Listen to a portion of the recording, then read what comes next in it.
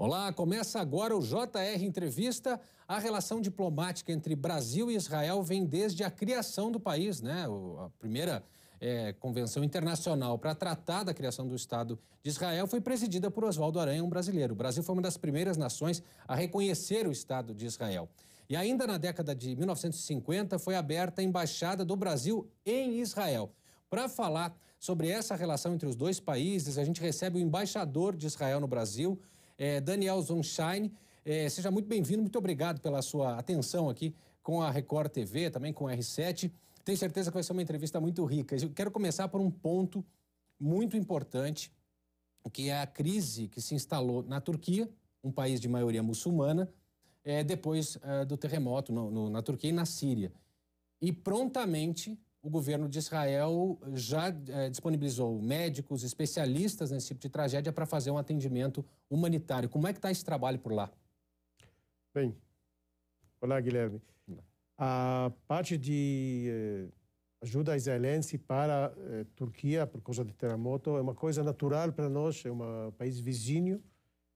Temos boas relações. Agora, às vezes, tem mudanças, mas nos últimos anos temos boas relações e foi uma coisa natural para nós. Israel tem muita experiência neste sentido de resgate. Então, saiu de Israel, saiu uma delegação de algumas centenas de pessoas com um hospital do campo e toda a experiência que temos para ajudar os turcos nesta hora difícil.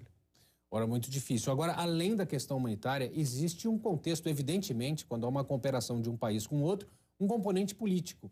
E Israel faz um gesto humanitário para uma nação de maioria muçulmana. Uhum. É uma sinalização de que pode se reorganizar, se ressignificar essa relação entre todos os países do Oriente Médio e também ali daquela região europeia?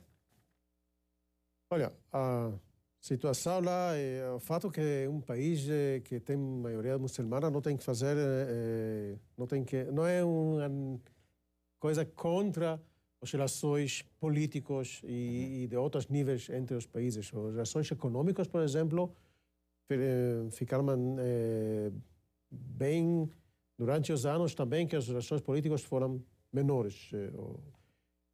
Mas, nesse sentido, não há nada a ver com a população muçulmana. Sim. Como maioria muçulmana, um país vizinho que está em necessidade, então chegamos lá para ajudar. Perfeito.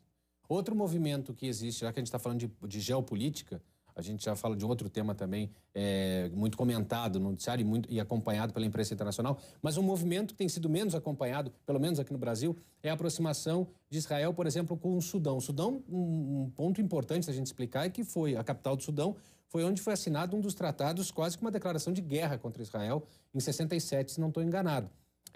Também uma aproximação agora, até de uma espécie de cooperação, uma tentativa de cooperação entre Israel e o Sudão.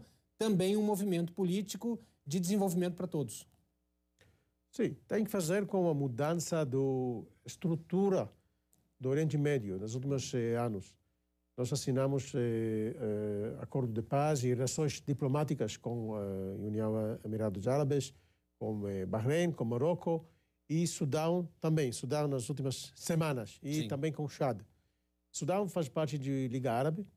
Como disse, em novembro de 67, depois da Guerra de 6 Dias, foram lá assinados, declarados os três não para relações, não para negociações, não para paz com Israel.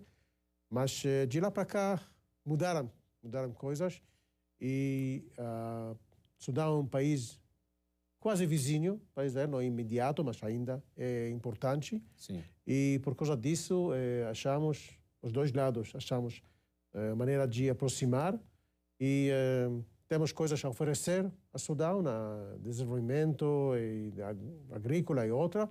E espero que estas relações que agora foram formalizadas vão continuar a desenvolver no futuro.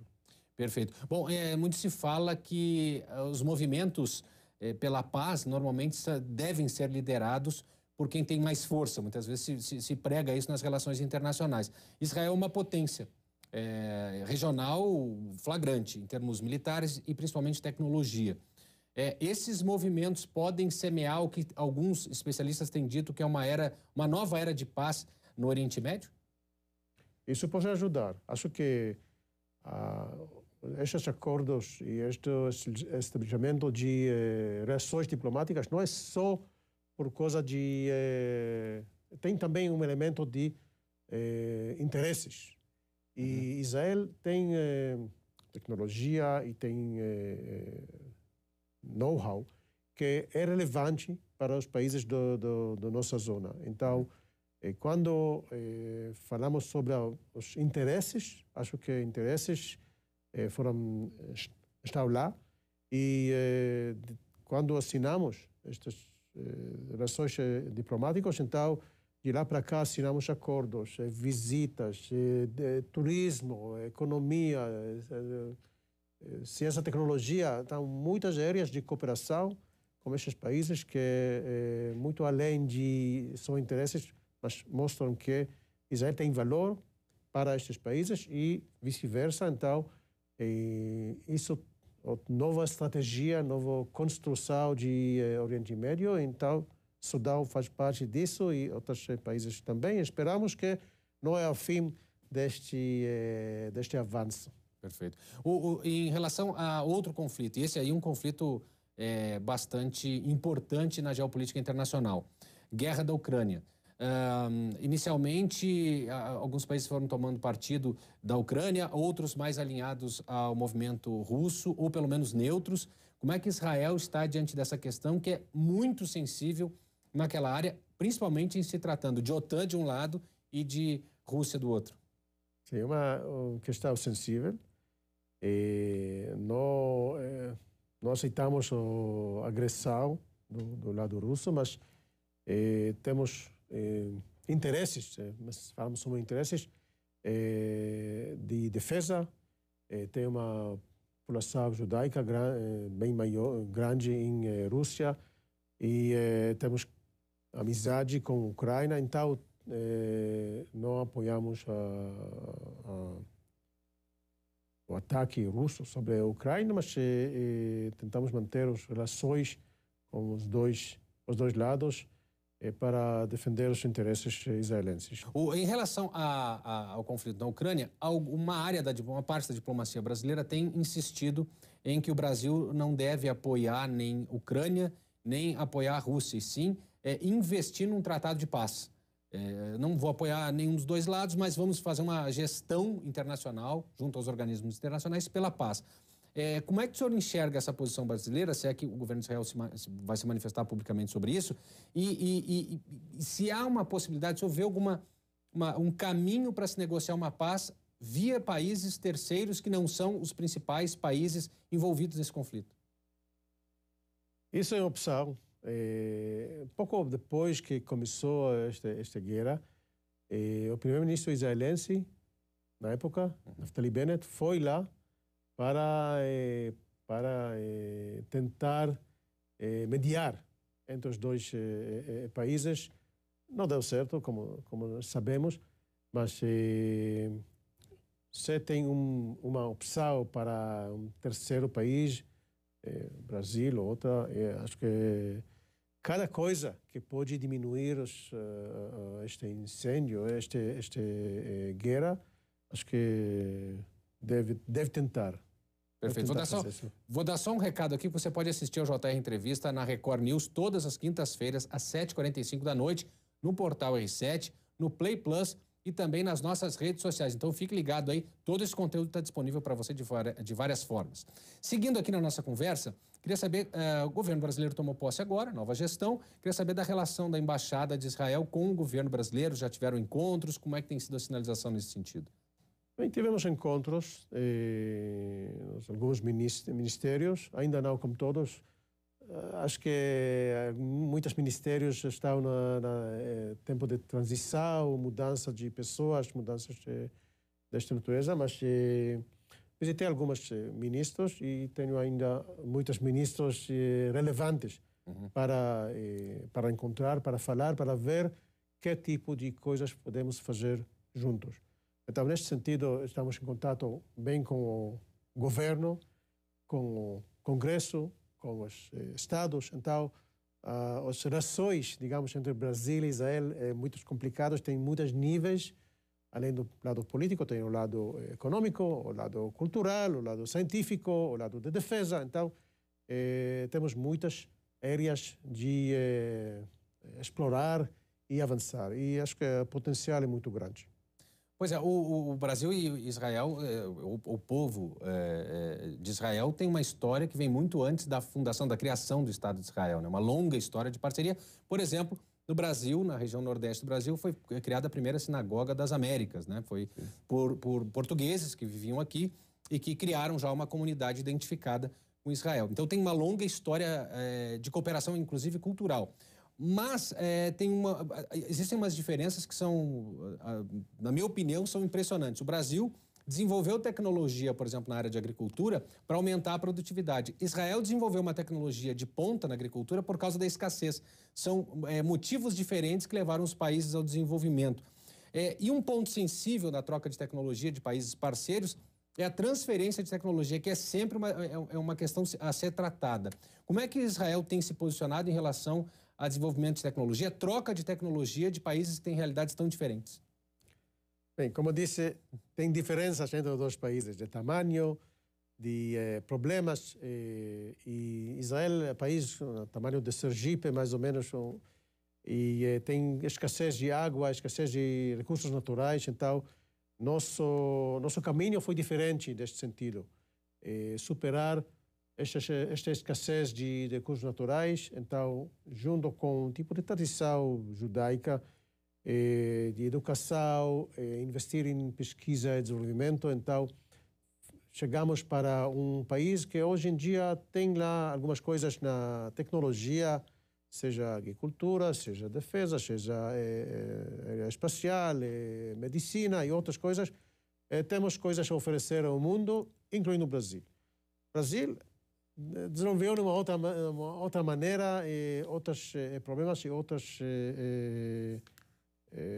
dimensões e direções. Mas acho que ainda, além destas diferenças, tem coisas que são relevantes em Israel para o Brasil e vice-versa. Por exemplo, na área da agricultura, nós fizemos agricultura que está muito intensiva, porque temos poucos recursos. Sim. Então tem que investir muito para receber muito.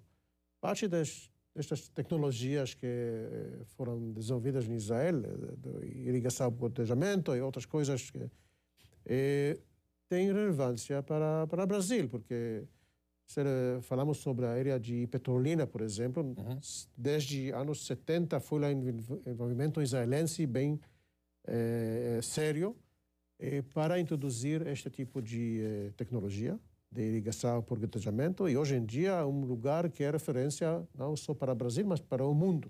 Um dos maiores produtores de fruta do mundo hoje está na região, com tecnologia compartilhada, hein? Sim, então, coisas que foram relevantes para Israel por causa de tamanho, por causa de escassez, são relevantes para o Brasil hoje em dia.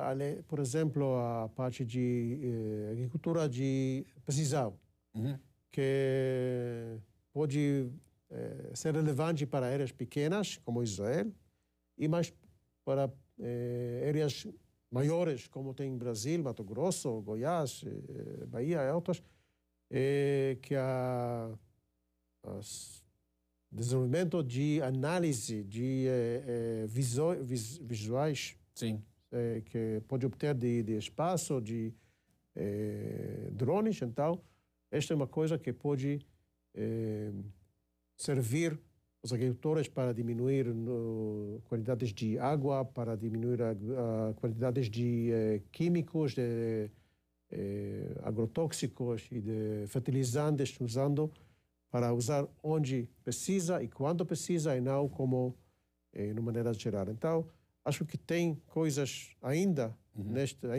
além dessas diferenças, que são relevantes para o Brasil, para a agricultura brasileira também. Falando em tecnologia, Israel tem um trabalho impressionante em termos internacionais de desenvolvimento de startups, de soluções tecnológicas, de empresas que precisam de investimento e que crescem, né? E que acabam servindo de referência em áreas de segurança e outras áreas também. O Brasil precisa crescer nesse segmento também. Tem 150 empresas israelenses que estão localizadas no Brasil de alta tecnologia. Nem todas, a maioria não são startups, são empresas maiores, mas são empresas em vários estágios, aí que começaram menores lá e hoje estão no Brasil. Essa troca, eu vou voltar ao ponto da troca de tecnologia, essa troca de conhecimento é uma orientação específica de cada empresa que abre ou não abre determinado percentual do seu conhecimento para desenvolver aqui no Brasil? Ou existe algum trabalho do governo em relação a isso para que a gente também consiga desenvolver a nossa tecnologia nessa parceria? Bem, a maioria das coisas são de iniciativa privada. Por exemplo, uma empresa israelense, Albit, comprou uma empresa no Rio Grande do Sul, a AIL, e hoje em dia está fabricando lá alguns elementos que estão no Gripen. E dezenas de engenheiros brasileiros estiveram em Israel 1, 2, 3 anos para estudar e trouxeram de lá tecnologia. Então, tem troca de tecnologia e de conhecimento israelense que está aqui. Isso é relevante para outras áreas também. Nós tentamos facilitar isso como governo. No fim do dia, a iniciativa privada que está fazendo isso, mas nós, por exemplo, assinamos um acordo de cooperação na ciência e tecnologia. Então, este acordo pode ser base para empresas chegar e trazer conhecimento e tecnologia israelense para cá. Então, a parte não é só venda de produtos, mas também trazemos um conhecimento, uma know-how israelense para o Brasil em várias áreas, agricultura, água, defesa e na área de saúde e outras. Então, tem esta tendência. O governo está tentando fazer a base, facilitar, mas no fim do dia a iniciativa privada que está implementando isso. Sim, ela que lidera esse movimento.